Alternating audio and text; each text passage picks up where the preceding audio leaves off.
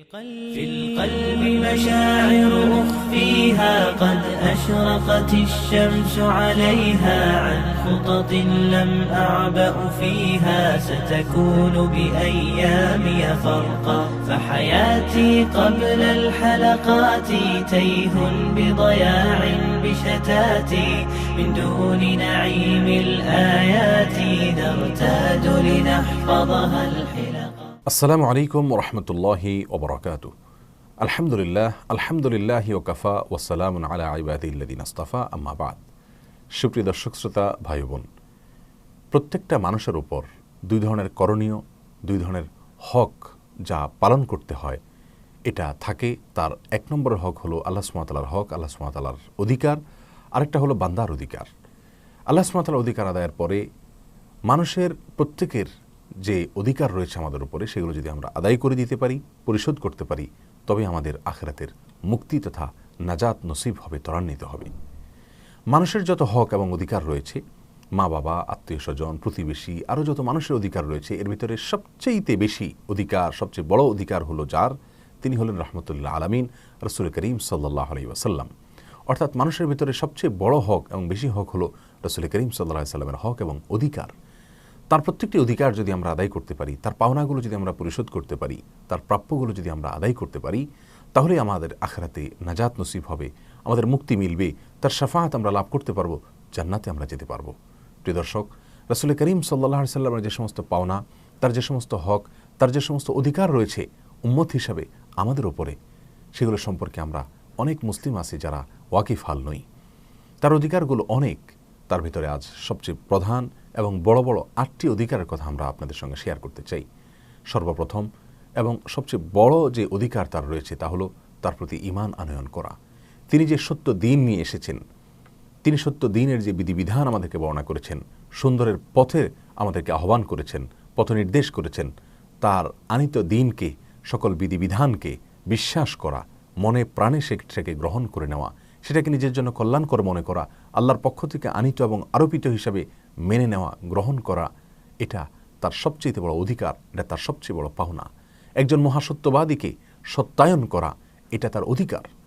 অতএব রাসূল করিম সাল্লাল্লাহু আলাইহি ওয়াসাল্লামের প্রতি আমাদের এই সবচেয়ে বড় অধিকারটিকে আমরা প্রত্যেকটি বিধিবিধানের ক্ষেত্রে আমরা সঠিকভাবে পালন করতে হবে। আল্লাহ সুবহানাহু ওয়া তাআলা ইরশাদ করেছেন, ফাআমিনু বিল্লাহি ওয়া রাসূলিহি ওয়ান নূরিল্লাযী আনজালনা। তোমরা আল্লাহর প্রতি ঈমান আনয়ন করো, তার রাসূলের প্রতি ঈমান আনয়ন করো, এবং আমি যে নূর নাজিল করেছি অর্থাৎ কোরআন, সেটার প্রতি তোমরা ঈমান আনয়ন করো। প্রিয় দর্শক, এই আয়াতে আল্লাহ সুবহানাহু ওয়া তাআলা নির্দেশ করছেন তার রাসূলের প্রতি ঈমান আনয়ন করার জন্য। অতএব রাসূল আকরাম সাল্লাল্লাহু আলাইহি ওয়াসাল্লাম যত বিধিবিধান এই দ্বীনের আমাদেরকে বর্ণনা করেছেন, তার সবগুলোকে মেনে নেওয়া, বিশ্বাস করা, তার প্রতি ঈমান আনয়ন করা, এটা তার সবচেয়ে বড় পাওনা এবং অধিকার। এটাকে যথাযথভাবে পরিশোধ করতে হবে, আদায় করতে হবে, না হলে আখিরাতে মুক্তির কোনোই সুযোগ আর থাকবে না। দ্বিতীয় যে অধিকার তার রয়েছে তা হলো তার আনুগত্য করা। অর্থাৎ তিনি যত কাজের নির্দেশ করেছেন সেগুলো পালন করা, এবং যে সমস্ত কাজ থেকে তিনি নিষেধ করেছেন সেগুলো থেকে বিরত থাকা। এটাও তার গুরুত্বপূর্ণ একটি অধিকার, গুরুত্বপূর্ণ একটি হক। আমাদের প্রতি কর্তব্য এবং করণীয় হলো তার আনুগত্য করা। কোরআনে কারীমে আল্লাহ সুবহানাহু ওয়া তাআলা ইরশাদ করেছেন, ইয়া আইয়ুহাল্লাযীনা আমানু আতিউল্লাহা ওয়া রাসূলাহু ওয়া লা তাওয়াল্লাউ আনহু। হে ঈমানদাররা, তোমরা আল্লাহর আনুগত্য করো এবং তার রাসূলের আনুগত্য করো, এবং আল্লাহ এবং তার রাসূলের আনুগত্য করা থেকে তোমরা মুখ ফিরিয়ে নিও না। এ আয়াতে অত্যন্ত পরিষ্কারভাবে আল্লাহ সুবহানাহু ওয়া তাআলা আমাদেরকে তার রাসূল সাল্লাল্লাহু আলাইহি সাল্লামকে আনুগত্য করতে বলছেন। তার আনিত দ্বীনকে আমরা বিশ্বাস করলাম, তার প্রথম হক আদায় করলাম, কিন্তু তিনি যে পথে আমাদেরকে পরিচালিত হওয়ার জন্য নির্দেশ করেছেন, যে পথে চলতে নিষেধ করেছেন, সেইটাকে যদি আমরা মান্য না করি, সেটাকে যদি পালন না করি, তাহলে সেক্ষেত্রে তার দ্বিতীয় অধিকার আমরা আদায় করলাম না।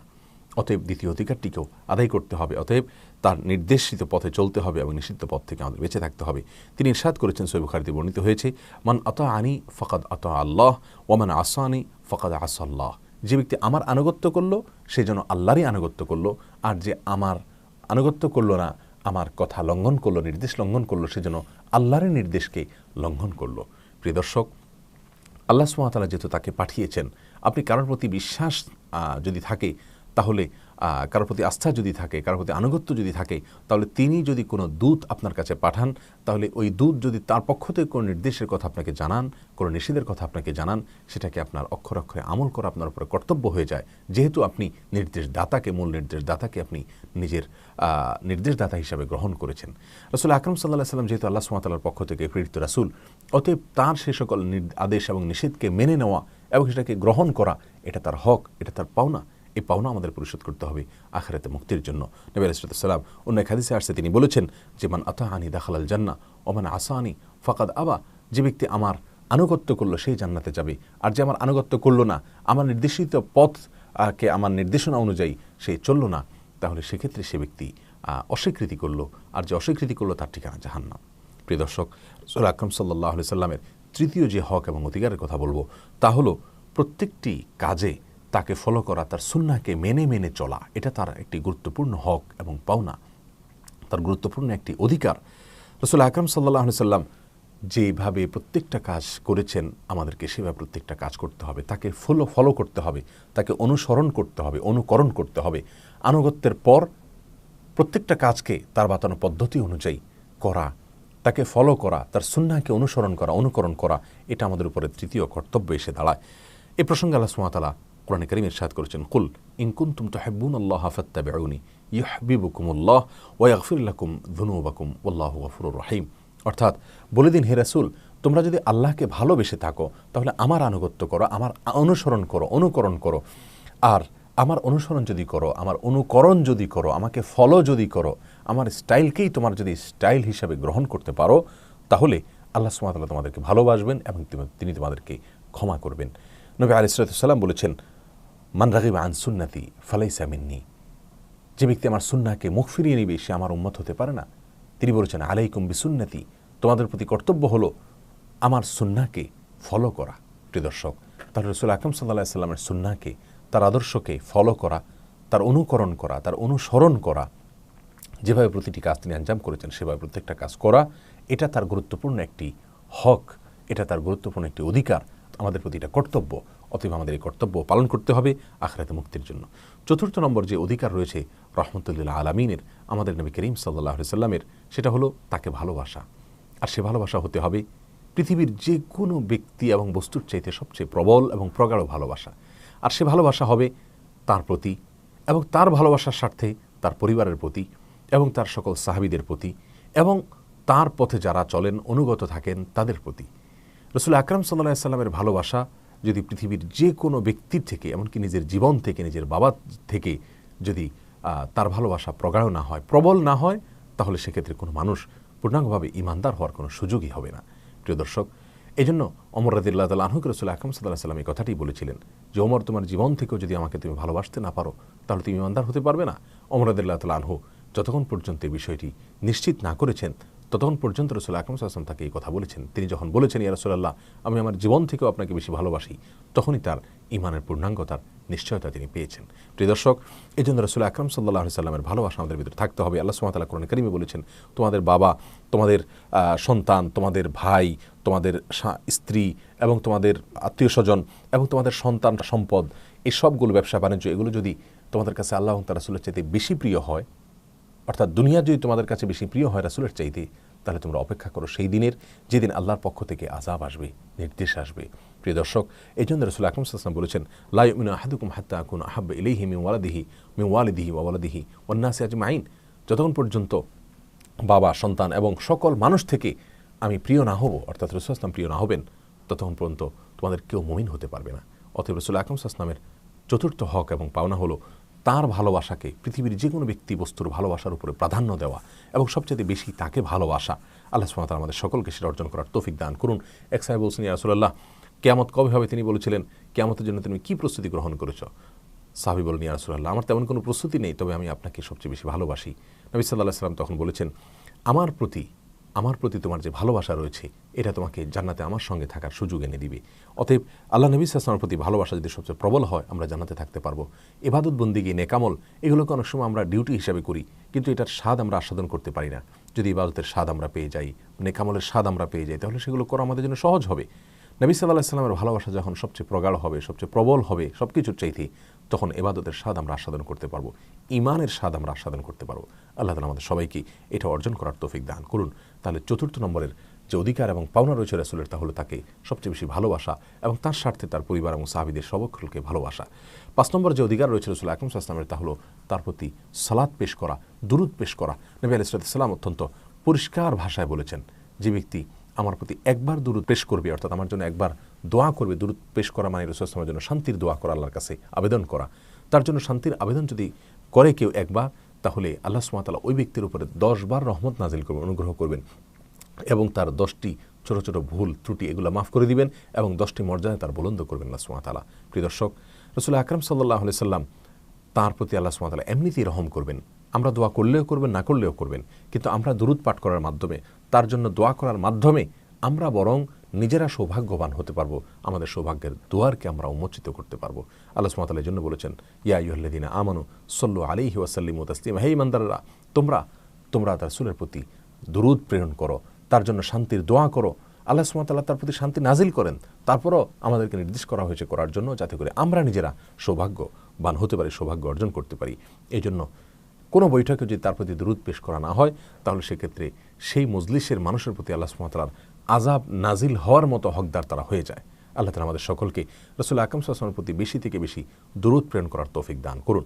6 নম্বরের যে হক রয়েছে রাসূল আকরাম সাল্লাল্লাহু আলাইহি ওয়াসাল্লামের, সেই হকটি হলো যে কোনো বিবাদমান বিষয়ে তাকে সালিস হিসাবে, মধ্যস্থতাকারী হিসাবে, তার ফয়সালাকে সিদ্ধান্ত দাতা হিসাবে গ্রহণ করে নেওয়া।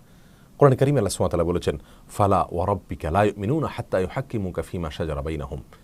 আপনার রবের শপথ, তারা অর্থাৎ মানুষেরা ততক্ষণ পর্যন্ত মুমিন হতে পারবে না যতক্ষণ পর্যন্ত তাদের মধ্যকার বিবাদ ও ঝগড়া, মত পার্থক্যগুলো, মতবিরোধগুলোকে তারা যতক্ষণ পর্যন্ত মীমাংসা না করবে আপনার মাধ্যমে, অর্থাৎ আপনি কি বলছেন সেটা দিয়ে যদি তারা মীমাংসা না করে, তাহলে সেক্ষেত্রে তারা মুমিন হতে পারবে না। অন্য আয়াতে আল্লাহ সুবহানাহু ওয়া তাআলা স্পষ্টভাবে বলেছেন, ফাইন তানাযাতুম ফি শাইইন ফারুদ্দুহু ইলাল্লাহি ওয়া রাসূল, অর্থাৎ তোমরা কোনো বিষয় নিয়ে যদি বিবাদে লিপ্ত হও, তাহলে আল্লাহ এবং তার রাসূলের কাছে সেটাকে তোমরা ন্যস্ত করো এবং আল্লাহ কি বলছেন, তার রাসূল সাল্লাল্লাহু আলাইহি ওয়াসাল্লাম কি বলেছেন সেটা দিয়ে তোমরা ফয়সালা নাও এবং সেই ফয়সালাকে তোমরা মেনে নাও। তাহলে যে কোনো বিবাদের মধ্যে আমরা যদি এই কথা বলতে পারি যে আল্লাহ কি বলছেন, তার রাসূল সাল্লাল্লাহু আলাইহি ওয়াসাল্লাম কি বলেছেন, তার রাসূল এক্ষেত্রে যা বলেছেন আমরা সেটাকেই মেনে নিব, আমার পক্ষে যাক আর বিপক্ষে যাক, এই মানসিকতা যদি আমাদের ভিতরে থাকে, তাহলে আমরা রাসূল আকরাম সাল্লাল্লাহু আলাইহি ওয়াসাল্লামের ষষ্ঠ যে অধিকার সেটা আদায় করলাম। এই জন্য ষষ্ঠ অধিকারটি অত্যন্ত গুরুত্বপূর্ণ অধিকার। আমাদের বিবাদের ভেতরে দিনী হতে পারে, দুনিয়াবি হতে পারে, ধর্মীয় হতে পারে, সাধারণ হতে পারে, যে কোনো বিবাদের মীমাংসার জন্য আমরা রাসূলের ফয়সালা কি সেটা জেনে সেটাকে আমরা আমাদের মধ্যে ফয়সালাকারী হিসাবে, সিদ্ধান্তদাতা হিসাবে গ্রহণ করব। আল্লাহ তাআলা আমাদেরকে সেই তৌফিক দান করুন। সপ্তম এবং 7 নম্বরের যে অধিকার রয়েছে রাসূল আকরাম সাল্লাল্লাহু আলাইহি ওয়াসাল্লামের, সেটি হলো তাকে যথাস্থানে রাখা, তার যে মর্যাদা সেটাকে যথাযথভাবে দেওয়া, তার মর্যাদা দেওয়ার ক্ষেত্রে কোনো প্রকার ত্রুটি না করা, আবার সীমালঙ্ঘনও না করা। আমরা এক্ষেত্রে 2 ধরনের চিত্রই দেখতে পাই আমাদের সমাজে। কিছু মানুষ আছেন যারা রাসূল আকরাম সাল্লাল্লাহু আলাইহি ওয়াসাল্লামের যথাযোগ্য মর্যাদা তাকে দেন না। তার মর্যাদা দেওয়া বলতে তাকে আল্লাহ সুবহানাহু ওয়া তাআলা তার আবদ হিসাবে, বান্দা হিসাবে পাঠিয়েছেন দুনিয়াতে, তার রাসূল হিসাবে দুনিয়াতে পাঠিয়েছেন। তিনি সমস্ত নবী রাসূলদের সরদার, সমস্ত নবী রাসূলদের মধ্যে সবচেয়ে শ্রেষ্ঠ এবং পূর্বের পরের সকলের মধ্যে তিনি সবচেয়ে শ্রেষ্ঠ। আল্লাহ সুবহানাহু ওয়া তাআলা তাকে আখিরাতে মাকাম মাহমুদ নামক বিশেষ স্থান তাকে দান করবেন এবং তার কাছে হাউজে কাউসার থাকবে। তার অনেক মর্যাদার কথা বর্ণিত হয়েছে, সেগুলোকে স্বীকার করে নেওয়া, তাকে নিজের জীবনের একমাত্র গাইড মনে করা, নেতা মনে করা, একমাত্র আদর্শ মনে করা, এটা হলো তার যথাযোগ্য মর্যাদা দেওয়া। কিন্তু সেই সাথে আমাদের সমাজে উল্টা চিত্র আমরা দেখি। কিছু মানুষ তার মর্যাদা দিতে গিয়ে তাকে আল্লাহর সমান বানিয়ে ফেলছেন, তার মর্যাদা দিতে গিয়ে সীমা লঙ্ঘন করছেন, বাড়াবাড়ি করে ফেলছেন, যা তিনি নিষেধ করেছেন। যেমনটি সহিহ বুখারীতে আসছে, তিনি বলেছেন, লা তুতরুনি কামা আতরাতিন নাসারা ইবনা মারইয়াম, তোমরা আমার মর্যাদা দিতে গিয়ে সীমা লঙ্ঘন করো না, বাড়াবাড়ি করো না। যেমনভাবে বাড়াবাড়ি করেছে খ্রিস্টানরা ইবনে মারইয়াম অর্থাৎ ঈসা আলাইহিস সালামের মর্যাদা দিতে গিয়ে তাকে আল্লাহর পুত্র পর্যন্ত বলে ফেলেছে। খবরদার, তোমরা আমার মর্যাদা দিতে গিয়ে, আমার মর্যাদা বর্ণনা করতে গিয়ে এভাবে সীমা লঙ্ঘন করো না, তিনি নিষেধ করেছেন। আমাদের অনেক ভাই বোনরা আছেন বলে থাকেন যে তিনি গায়েব জানেন, তিনি অদৃশ্যের সব কিছু জানেন, তিনি চাইলে কারোর কল্যাণ অকল্যাণ করতে পারেন, এই ক্ষমতাটি সংরক্ষণ করেন। এসব বিষয়গুলো তাকে আল্লাহর পর্যায়ে নিয়ে যাওয়া হয় এগুলোর মাধ্যমে, এবং সেটা হলো তার মর্যাদা দিতে গিয়ে তার ব্যাপারে সীমা লঙ্ঘন করার শামিল। আল্লাহ সুবহানাহু ওয়া তাআলা তাকে বলছেন, কুল লা আকুল লাকুম ইনদি খাযাইনুল্লাহ, হে রাসূল আপনি বলে দিন মানুষদেরকে, আমি তোমাদেরকে এই কথা বলি না যে আল্লাহর ভান্ডার আমার কাছে আছে, আমি যাকে ইচ্ছা তাকে দিচ্ছি, যাকে ইচ্ছা তাকে দিচ্ছি না। না, এই পাওয়ার আমার হাতে নাই, এটা সম্পূর্ণ আল্লাহর হাতে সংরক্ষিত। এবং এটাও বলে দিন ওয়ালা আ'লামুল গায়ব, আমি গায়েব জানি না। অন্য আয়াতে আসছে আল্লাহ সুবহানাহু ওয়া তাআলা রাসূল আকরাম সাল্লাল্লাহু আলাইহি ওয়াসাল্লামকে বলেছেন যে কুল লা আ'লামুল গায়ব, বলে দিন আমি গায়েব জানি না। লাউ কুনতু আ'লামুল গায়ব লাস্তাকসারতু মিনাল খায়র, যদি আমি গায়েব জানতাম তাহলে আমার সব কল্যাণই হতো এবং আমার কখনো কোনো ক্ষতি সাধন হতো না, আমি কোনো যুদ্ধে আহত হতাম না, কোনো অসুবিধা আমার হতো না। প্রিয় দর্শক, অতএব রাসূল আকরাম সাল্লাল্লাহু আলাইহি ওয়াসাল্লামের যথাযোগ্য মর্যাদা দেওয়া এবং তার মর্যাদা দেওয়ার ক্ষেত্রে কোনো প্রকার সীমালঙ্ঘন না করা, অর্থাৎ তার মর্যাদা দেওয়ার ক্ষেত্রে কোনো প্রকার দুর্বলতা যেন না থাকে, কোনো প্রকার ত্রুটি যেন না থাকে তার মর্যাদার ক্ষেত্রে, আবার সীমালঙ্ঘন যেন না থাকে, যথাযোগ্য মর্যাদা দেওয়া, এটা তার সপ্তম অধিকার। আল্লাহ তাআলা আমাদের সকলকে এই অধিকারটুকু যথাযথভাবে আদায় করার তৌফিক দান করুন। 8 নম্বরের যে অধিকার তার এবং সর্বশেষ যে অধিকারের কথা বলবো তা হলো নবী সাল্লাল্লাহু আলাইহি সাল্লামকে ডাকার সময়, তার নাম উল্লেখ করার সময়, তার নাম যখন আমরা মুখে অথবা আমাদের লেখনীতে উল্লেখ করব, তখন এটাকে সাধারণ মানুষের নামের মতো উল্লেখ করব না, এটা তার অধিকার, তার পাওনা। কোরআনে কারীমে আল্লাহ সুবহানাহু ওয়া তাআলা বলেছেন লা তাজআলু দুআ আর-রাসূলি কাদুআ বা'দিকুম বা'দা, তোমরা রাসূলকে ডাকার ক্ষেত্রে, রাসূলকে সম্বোধন করার ক্ষেত্রে তোমরা নিজেদের মধ্যে একে অন্যকে যেভাবে সম্বোধন করো সেভাবে সাধারণভাবে সম্বোধন করবে না। সাহাবায়ে কেরাম শুরুর দিকে রাসূল আকরাম সাল্লাল্লাহু আলাইহি ওয়াসাল্লামকে ইয়া মুহাম্মদ বলে সম্বোধন করতেন অথবা ইয়া আবুল কাসিম বলে সম্বোধন করতেন, নাম ধরে সম্বোধন করতেন। তখন আল্লাহ সুবহানাহু ওয়া তাআলা আয়াত নাযিল করলেন, অর্থাৎ রাসূল আকরাম সাল্লাল্লাহু আলাইহি ওয়াসাল্লামকে এমনভাবে সম্বোধন করা যে তার নামটি অন্য 10টি নাম থেকে পৃথকভাবে উল্লেখ করা যায়, শুধুমাত্র মুহাম্মদ না বলে মুহাম্মদ সাল্লাল্লাহু আলাইহি ওয়াসাল্লাম অথবা রাসূল করিম সাল্লাল্লাহু আলাইহি ওয়াসাল্লাম অথবা আল্লাহ রাসূল মুহাম্মদ অথবা আল্লাহ নবী মুহাম্মদ, এভাবে তাকে বলা, অর্থাৎ শুধুমাত্র নামটা না বলে তার পদবী সহকারে উল্লেখ করা, কারণ তিনি অন্য সমস্ত মানুষ থেকে শ্রেষ্ঠ, অন্য কারোর সাথে তার কোনো তুলনা হতে পারে না। মুহাম্মদ নামে পৃথিবীতে অনেক মানুষই থাকতে পারেন, কিন্তু তিনি এমন ব্যক্তি যিনি আল্লাহর পক্ষ থেকে প্রেরিত দূত। অতএব তার নামকে পৃথকভাবে উল্লেখ করা সম্মানের সাথে, যাতে করে তার মর্যাদা সেখান থেকে সুস্পষ্টভাবে প্রকাশিত হয়, এটা তার পাওনা এবং অধিকার। প্রিয় দর্শক, এই সমস্ত অধিকারগুলো, আরও যত অধিকার আছে নবী সাল্লাল্লাহু আলাইহি ওয়াসাল্লামের, এই সমস্ত অধিকারগুলো যদি আমরা পরিশোধ করতে পারি, আদায় করতে পারি, তাহলে ইনশাআল্লাহ জান্নাতে আমরা তার সুপারিশ লাভ করব, আমরা হাউজে কাউসারের পানি তার হাত থেকে পান করতে পারবো, আমরা আখিরাতে আমাদের প্রতিটা ঘাটিতে আমরা আল্লাহ সুবহানাহু ওয়া তাআলার পক্ষ থেকে বিশেষ সাহায্য লাভ করতে পারবো, সর্বোপরি জান্নাতে যেতে পারবো, তার সঙ্গে জান্নাতে থাকার সৌভাগ্য হয়তো অর্জন করতে পারবো। আল্লাহ তাআলা আমাদের সকলকে এর প্রত্যেকটি হক পরিশোধ করার তৌফিক দান করুন। এক নজরে আমরা আবারও বলে দিচ্ছি, রাসূল আকরাম সাল্লাল্লাহু আলাইহি ওয়াসাল্লামের যে সমস্ত হক রয়েছে আমাদের প্রতি, তার মধ্যে 1 নম্বর হক হলো তার প্রতি ঈমান আনয়ন করা, 2 নম্বর হক হলো তার আনুগত্য করা, তার আদেশ নিষেধকে মেনে চলা, 3 নম্বর হলো তার সুন্নাহকে ফলো করা, তার অনুকরণ অনুসরণ করা, এবং 4 নম্বর হলো তাকে সবচাইতে বেশি ভালোবাসা, তার ভালোবাসাকে সব কিছুর উপরে প্রাধান্য দেওয়া। 5 নম্বর হক হলো তার প্রতি সালাত সালাম পেশ করা, সর্বাবস্থায় বেশি থেকে বেশি দুরূদ পেশ করা, এবং 6 নম্বরের অধিকার হলো বিবাদমান বিষয়ে তাকে ফায়সাল হিসাবে, সিদ্ধান্তদাতা হিসাবে তার সিদ্ধান্তকে গ্রহণ করা, এবং 7 নম্বর অধিকার হলো তাকে যথাযোগ্য মর্যাদা দেওয়া, তার মর্যাদা দেওয়ার ক্ষেত্রে কোনো প্রকার ত্রুটি না করা, বাড়াবাড়িও না করা। আর 8 নম্বর অধিকার হলো তার নাম উল্লেখের সময় সাধারণ মানুষের মতো উল্লেখ না করে বিশেষ মর্যাদার সাথে উল্লেখ করা। আল্লাহ সুবহানাহু ওয়া তাআলা আমাদের সকলকে আমাদের প্রিয় হাবিব, আমাদের প্রিয় রাসূল সাল্লাল্লাহু আলাইহি সাল্লামের প্রত্যেকটি হক, প্রতিটি পাওনাকে পরিশোধ করে আমাদের জান্নাতের পথকে সুগম করার তৌফিক দান করুন। জাযাকুমুল্লাহু খায়রা। আসসালামু আলাইকুম ওয়া রাহমাতুল্লাহি ওয়া বারাকাতুহু।